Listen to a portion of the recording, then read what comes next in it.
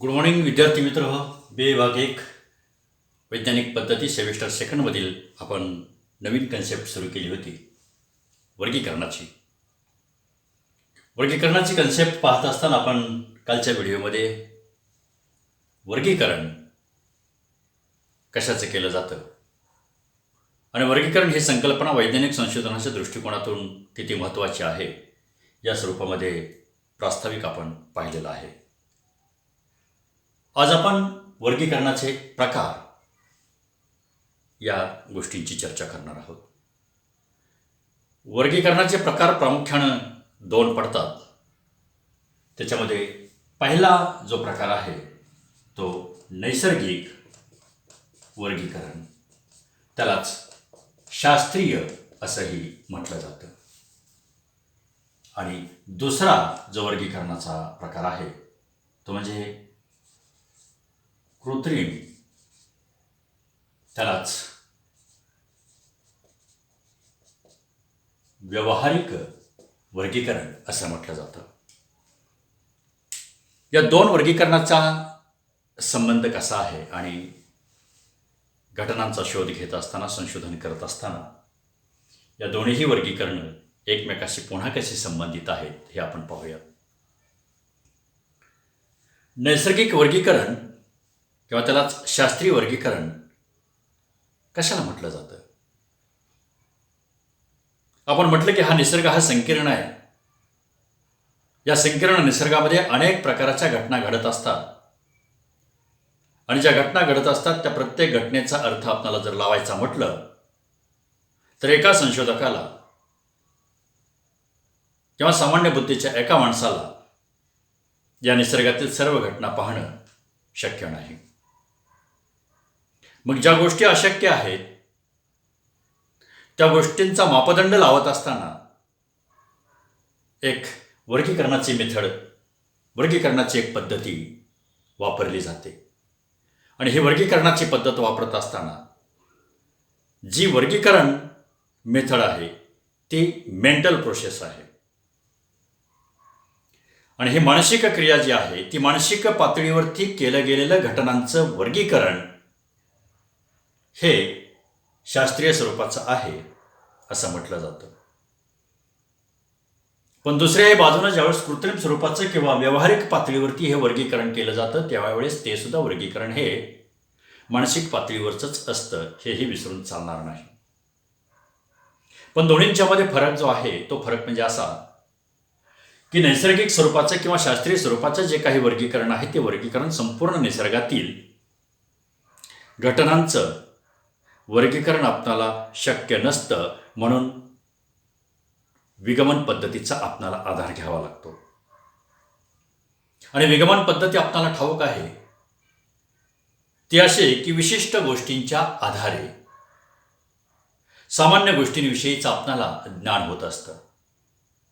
पण विशिष्ट गोष्ट किंवा विशिष्ट घटना आपण पाहायची आणि न पाहिलेल्या घटनासुद्धा या निसर्गामध्ये ज्या आहेत त्या आपण पाहत असलेल्या घटनेसारख्याच आहेत असाव्यात अशा स्वरूपाचा मनाशी अंदाज बांधणं आणि मानसिक क्लासिफिकेशन करणं म्हणजे ते शास्त्रीय पातळीवरचं ठरू शकतं.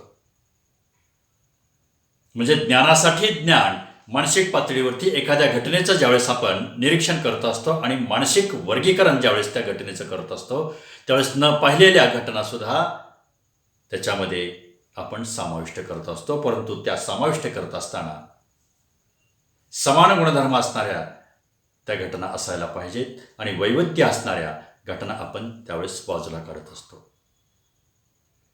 वर्गीकरणाला मूलभूत सहाय्य करणारी गोष्ट म्हणजे वैविध्यच्या स्वरूपाची मूलभूत गोष्ट. विविधता आहे म्हणून आपण वर्गीकरण करू शकतो. जर एकाच स्वरूपाच्या घटना, एकाच स्वरूपाच्या वस्तू या निसर्गामध्ये जर असत्या तर वर्गीकरण करण्याची काहीही आवश्यकता भासली नसती. आणि म्हणून या निसर्गामध्ये आपल्याला जे वैविध्य दिसतं ते वनस्पतीशास्त्रामध्ये दिसतं, प्राणीशास्त्रामध्ये दिसतं, जीवशास्त्रामध्ये दिसतं, रसायनशास्त्रामध्ये दिसतं. मुळातच ज्या गोष्टींचं वर्गीकरण करायचं असतं त्या गोष्टींचं वर्गीकरण करत असताना रसायनशास्त्रामध्ये मित्र हो घनरूप, द्रवरूप, वायुरूप या पदार्थांचं वर्गीकरण आपल्याला करता येईल आणि मूलभूत स्वरूपामध्ये लहानात लहान ज्या कोणत्या गोष्टी आहेत त्या गोष्टींपासून मोठ्यात मोठ्या ज्या काही व्यापक गोष्टी आहेत, वस्तू आहेत, यांचं आपल्याला वर्गीकरण करता येतं. म्हणजे व्यापक वस्तूंच्या वर्गीकरणातून आपण लहान वर्गीकरणाकडे येत नाही. जी वाटचाल भाजण्यांची जी असते ती भाजण्यांची वाटचाल म्हणजेच वर्गीकरणाची वाटचाल साधर्म्याच्या संदर्भामध्ये, साम्य गोष्टींच्या संदर्भामध्ये आधी लहान वस्तूंचं आपण क्लासिफिकेशन करतो आणि मग मोठ्या वस्तूंच्याकडे आपण जात असतो. पण न पाहिलेल्या वस्तू या निसर्गातील तशाच साम्य गुणधर्मांच्या असायला पाहिजेत अशा प्रकारचा एक अंदाज आपल्या मनाशी आपण बांधावा लागतो. आणि जर वस्तुस्थितीच्या स्वरूपामध्ये किंवा यथार्थ हा गुणधर्म जर आपण वस्तूच्या आणि घटनांच्या स्वरूपात जर गृहीत धरला आणि नाही ते मला पाहिलंच पाहिजे, पाहिल्याशिवाय मी गृहीत धरणार नाही असं जर आपण म्हटलं तर माणसाचं आयुष्य संपून जाईल. निष्कर्ष काढायचे कसे? आणि म्हणून निष्कर्ष काढत असताना अगदी लहानात लहान वस्तूंचं वर्गीकरण आपण जे करत असतो, आपल्यासमोर जे काही विगमनाच्या स्वरूपामध्ये विशिष्ट वस्तू पण त्याच्यामध्ये असणारे जे काही समान गुणधर्म, फॉर एक्झाम्पल मी म्हटलं आता की वायुरूप, घनरूप आणि द्रवरूप. पदार्थामध्ये सुद्धा, पदार्थ विज्ञानामध्ये जे काही पदार्थांचं वर्गीकरण जे केलं जातं किंवा वनस्पतीशास्त्रामध्ये जे वनस्पतींचं वर्गीकरण केलं जातं, कारण वेगवेगळ्या जातीच्या वेगवेगळ्या गुणधर्माच्या ज्या वनस्पती आहेत त्यांचं वर्गीकरण एका विशिष्ट पद्धतीनं केलं जातं आणि हे वर्गीकरण हे नैसर्गिक असू शकतं, हे वर्गीकरण शास्त्रीय स्वरूपाचं असतं. आणि म्हणून वैज्ञानिक संशोधन करत असताना वर्गीकरणाला आपण अगदी सुरुवातीलाच म्हटलं होतं की अनन्यसाधारण महत्त्व आहे. हे वर्गीकरण आपण करत असतो म्हणून सत्य आपणाला मिळत असतं आणि सत्याचा मार्ग आपणाला सापडत असतो. नैसर्गिक स्वरूपाचं जे वर्गीकरण आहे ते वर्गीकरण मानसिक पातळीवरती आपण ज्ञानासाठी ज्ञान म्हणून करत असतो. म्हणजे एखाद्या विशिष्ट विगमनाच्या स्वरूपाच्या आधारे घटनेचं आपल्याला ज्ञान होतं आणि ते ज्ञान मग व्यापक स्वरूपामध्ये सामान्य पातळीवरती किंवा सामान्य कसं होईल आणि त्याचा नियम कसा होईल हे आपण पाहतो. वर्गीकरणाची वाटचाल ही सत्य शोधणं, स्पष्टीकरण करणं, नियमाची बांधणी करणं या सगळ्या गोष्टी या वर्गीकरणाच्या संदर्भामध्ये, नैसर्गिक वर्गीकरणाच्या संदर्भामध्ये आहेत. म्हणजे नैसर्गिक वर्गीकरण आधी आपण करतो आणि नंतर मग कृत्रिम स्वरूपाचं वर्गीकरण करतो. कृत्रिम स्वरूपाचं वर्गीकरण किंवा व्यावहारिक पातळीवरती वर्गीकरण ज्यावेळेस आपण करत असतो त्यावेळेस मनाचा आणि बुद्धीचा सुद्धा त्या ठिकाणी वापर होतच असतो. फॉर एक्झाम्पल पहा, आपण एखाद्या अधिकाऱ्याला भेटायला जातो आणि अधिकाऱ्याला भेटायला गेल्यानंतर त्या अधिकाऱ्याच्या समोर काय असतं हो? एक मोठा टेबल असतो, त्या टेबलावरती काच असते, समोर एक पॅड असतं, त्या पॅडला काही कागद लावलेले असतात, बाजूलाच एक घंटी असते, एक ट्रे असतो, त्या ट्रेमध्ये पेन्सिल असते, पेन असतो, रबर असतो, अन्य काही वस्तू असतात. एखाद्या शिपायाला जर बोलवायचं असेल तर हाक न मारता फक्त बेल दाबली जाते, शिपाई येतो. कृत्रिम स्वरूपाचं किंवा व्यावहारिक पातळीवरचं असं क्लासिफिकेशन कसं असतं पहा. आपण आपल्या सोयीसाठी केलेलं, बुद्धीच्या, अगदीच त्याला बुद्धी लागते असं नाही, आपण आपल्या सोयीसाठी केलेलं विचारानुसार हे क्लासिफिकेशन असतं. पण या क्लासिफिकेशनमध्ये समजातीय घटक येत नाही, तर त्याच्यामध्ये वैविध्य येतं. आणि हे जे वैविध्य आहे ते वैविध्य कृत्रिम पातळीवरती किंवा व्यावहारिक पातळीवरती पहा. एखाद्या महाविद्यालयातील सर्वच विद्यार्थी ज्यावेळेस आपण एकत्रितपणे बोलवलेले असतात एखाद्या कार्यक्रमाला, त्यावेळेस आपल्याला माहिती नसतं की हे FYचे विद्यार्थी कोणते आहेत, FY BAचे. FY BAचे विद्यार्थी कोणते आहेत आपल्याला माहिती नसतं. मग त्यावेळेस अनाऊन्समेंट आपण करतो की राष्ट्रीय सेवा योजनेचे विद्यार्थी त्यांनी बाजूला व्हा. 3-4 हजार विद्यार्थी असतात, त्याच्यातून बरोबर अगदी 100-200 विद्यार्थी बाजूला येतात. ते विद्यार्थी कुठले असतात तर राष्ट्रीय सेवा योजनेचे विद्यार्थी असतात. हे झालं वर्गीकरण कृत्रिम पातळीवरती, व्यावहारिक पातळीवरती. आपल्याला समजत नाही, एका दुसरा विद्यार्थी ओळखू येतो, परंतु सगळेच विद्यार्थी, कारण युनिफॉर्म त्या महाविद्यालयाचा सारखा असतो. मुलींचा सुद्धा युनिफॉर्म सारखाच असतो. मग कोणते 100 विद्यार्थी आपण काढायचे आपल्याला समजत नाही. नजर टाकली तर एकसारखेच विद्यार्थी दिसतात. पुन्हा NCCच्या प्राध्यापकांना जर वाटलं की माझे विद्यार्थी मी NCCच्या बाजूला काढावेत, तर सगळे विद्यार्थी एकत्रितपणे असतात आणि मग अनाऊन्समेंट केली जाते की राष्ट्रीय छात्रसेनेचे विद्यार्थी NCCचे विद्यार्थी यांनी बाजूला व्हा किंवा माझी भेट घ्या. बरोबर तेवढेच विद्यार्थी येतात आणि त्या प्राध्यापकाला भेटतात.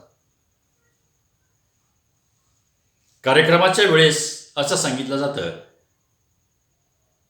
की जे सर्व विद्यार्थी या ठिकाणी आहेत त्या सर्व विद्यार्थ्यांचं या ठिकाणी काम नाही. आत्ता फक्त TYBAच्या विद्यार्थ्यांनी या ठिकाणी थांबायचं, बाकीच्या विद्यार्थ्यांनी आपापल्या क्लासला जायचं. आपोआपच वर्गीकरण होतं या अनाऊन्समेंटनं.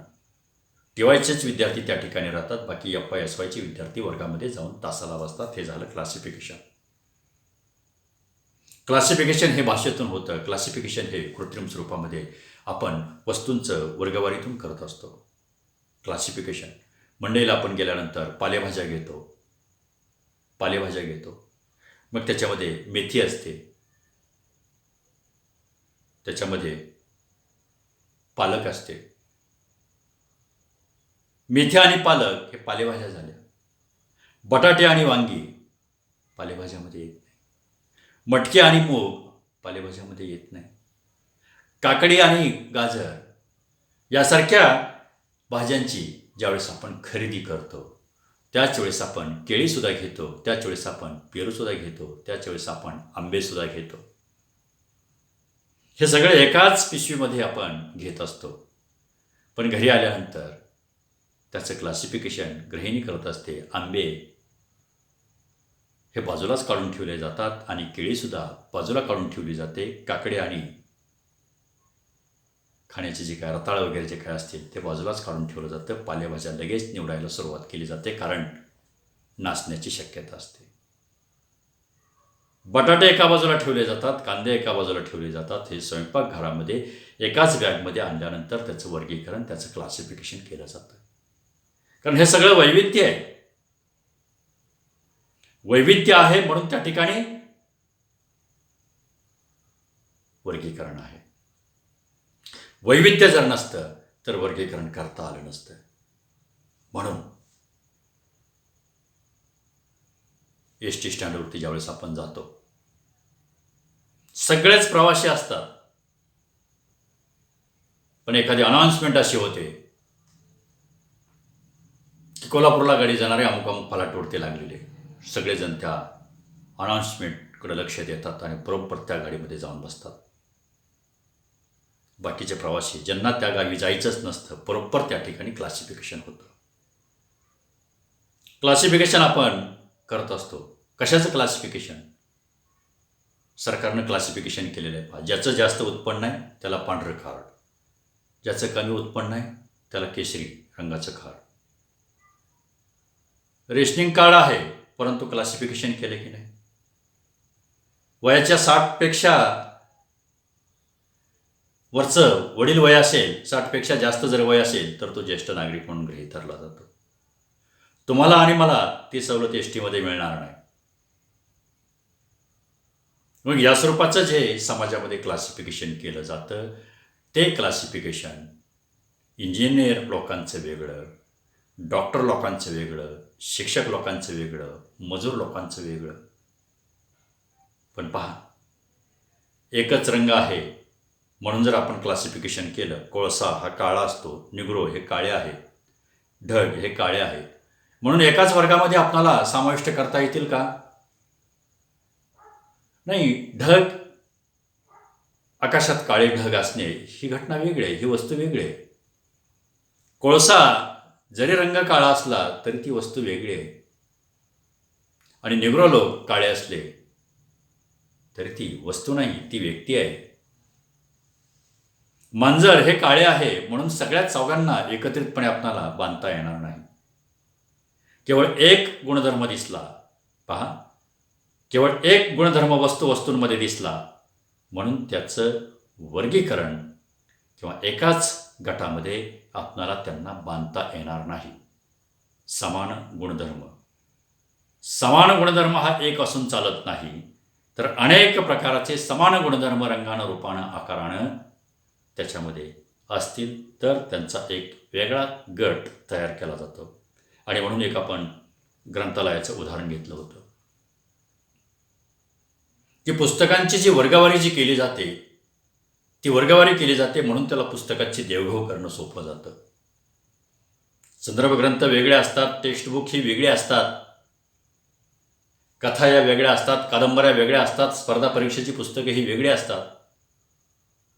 सर्वच जर एका ठिकाणी जर मिक्स केलं, आलेत पुस्तकं खरेदी केलेले आहेत म्हणून लावून टाका एकाच कपाटामध्ये, आणि विद्यार्थ्यांना ती पुस्तकं मागितल्यानंतर मग शोधत बसण्यात वेळ जातो. आणि म्हणून कालही आपण म्हटलं की वर्गीकरण या पद्धतीतून काय होतं, तर आपल्याला सत्याच्या जवळ जाता येतं, सामान्य स्वरूपाचा सिद्धांत नव्हे नियम तयार करता येईल, कारण संशोधनाची ती एक वाटचाल आहे. आणि महत्त्वाचं म्हणजे कृत्रिम स्वरूपामध्ये किंवा व्यावहारिक पातळीवरती आपले श्रम कमी होतात आणि आपल्या वेळेची बचत होते. स्टीलच्या दुकानात गेल्यानंतर आपल्याला स्टीलच मिळतं, म्हणजे लोखंडी सामान. भांड्याच्या दुकानामध्ये गेल्यानंतर किराणा माल आपण घेऊ शकत नाही. किराणा मालाच्या दुकानात आपण गेल्यानंतर बेकरीचं आपल्याला साहित्य मिळत नाही. बेकरीच्या दुकानात आपण गेल्यानंतर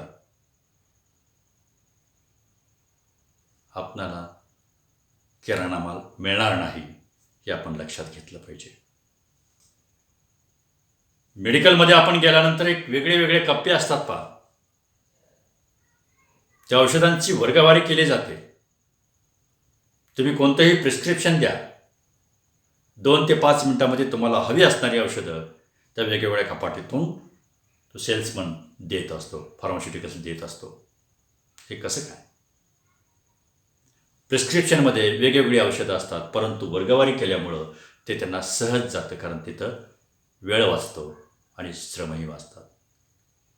सगळीच औषधं कोणतीही एकाच कपाटामध्ये जर ठेवली, लिक्विड असतील, टॅबलेट असतील, कॅप्सूल्स असतील, पॅरासिटामॉल्सच्या अनेक प्रकार जे काय असतील, सगळ्याच आजाराची औषधं आलेत म्हणून ठेवून टाका, कपाटं भरून टाका. एखाद्या रुग्णाला औषधं देत असताना ती औषधं लवकर मिळणार नाहीत. सिरियस पेशंट असेल तर लवकरात लवकर औषधं आपण द्या म्हणतो, असं त्या सेल्समनला सांगतो. त्यावेळेस ही जी वर्गवारीची जी पद्धत असते, ती पद्धत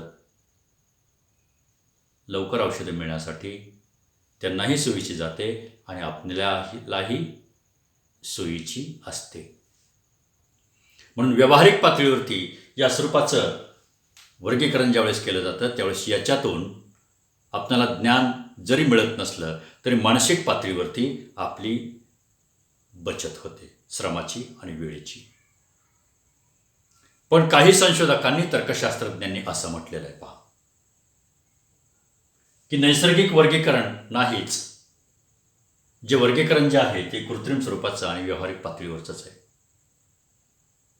परंतु निसर्गतःच असणाऱ्या वस्तूंचं, वनस्पतींचं हे वर्गीकरण हे नैसर्गिक पातळीवरचं मान्य केलेलं आहे. जरी आपण त्यांचं स्वतःहून वर्गीकरण करत असलो तरीसुद्धा ते नैसर्गिकच वर्गीकरण आहे. आणि कृत्रिम स्वरूपाचं वर्गीकरण तर आपल्याला ज्ञात आहेच. अनेक उदाहरणं आपण या ठिकाणी घेतलेली आहेत. आणि म्हणून वर्गीकरणाचे जे प्रकार आहेत, ते वर्गीकरणाच्या प्रकारामध्ये 2 प्रकारचं वर्गीकरण आपल्याला या ठिकाणी पाहता येईल. आपण आपल्या ज्ञानाच्या सोयीसाठी 2 प्रकार केलेले आहेत असं म्हणूया. त्याच्यामध्ये पहिला नैसर्गिक वर्गीकरण आणि दुसरा जो प्रकार आहे तो कृत्रिम वर्गीकरण. मित्रहो, हे वर्गीकरणाची जी संकल्पना आहे ती संकल्पना आज या ठिकाणी पूर्ण होते आहे. आपलं युनिट या ठिकाणी पूर्ण होतं आहे. पुढच्या व्हिडिओमध्ये आपण नवीन युनिट सुरू करणार आहोत. आज हे युनिट या ठिकाणी संपलं असं घोषित करतो. धन्यवाद.